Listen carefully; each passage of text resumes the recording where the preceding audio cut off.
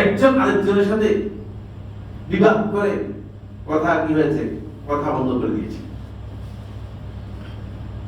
নিজস্ব মানে সহোদর ভাই হতে পারে, অথবা আত্মীয় হতে পারে, অথবা ভাই হতে পারে। যদি বিবাদ তৈরি করে কথা বন্ধ করে দেয়, তাহলে এই দুইজন ব্যক্তির সালাত আল্লাহ রাব্বুল আলামিনের কাছে কবুল হবে না, মাথার উপর উঠবে না। এদের মধ্যে এই তিনজনের মধ্যে আমরা অনেকেই চলে আসছি, মোটামুটি আমরা অনেকেই এর মধ্যে ইনক্লুড হয়ে যাচ্ছি। আমাদের অবস্থা এমন যে আমরা এই পর্যায়ে চলে গিয়েছি। ইবনে মাজাহ হাদিসটি সুনানের মধ্যে বর্ণনা করেছেন, ইবনে হিব্বান তার সহিহে বর্ণনা করেছেন, তাবারানী রাহিমাহুল্লাহ তাআলা মুজামুল কবিরে বর্ণনা করেছেন, নাসরুদ্দিন আলবানী রাহমাতুল্লাহ আলাইহি থেকে সহিহ বলেছেন। এবং আরেকটি হাদিস রয়েছে, সেখানে আরেক দল লোকের কথা উল্লেখ করা হয়েছে, যুক্ত করা হয়েছে। এই হাদিসটি ইমাম তিরমিজি রাহমাতুল্লাহ বর্ণনা করেছেন। আবু উমামা আল-বাহিলি রাদিয়াল্লাহু আনহু বর্ণনা করেন, তিনি বলেন, সালাসাতুল্লাহ তুজাউযু সালাতুহুম আযানাহুম। তিনজন লোক এমন আছে যাদের সালাত তাদের কান অতিক্রম করবে না।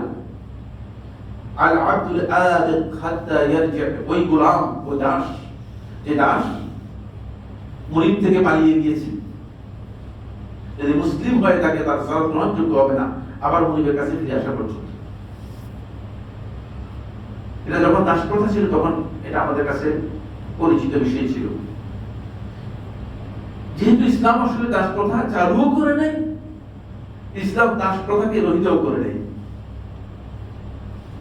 দাস প্রথাটা মূলত ইসলাম প্রচলিত ছিল, সেই প্রচলনের সাথে ইসলাম যখন আসছে তখন ইসলাম দাস প্রথাটাকে ক্লোজ করার জন্য ইসলাম মানুষদেরকে মুক্ত করার পদ্ধতি কি করেছে, ইসলামে দিয়েছে।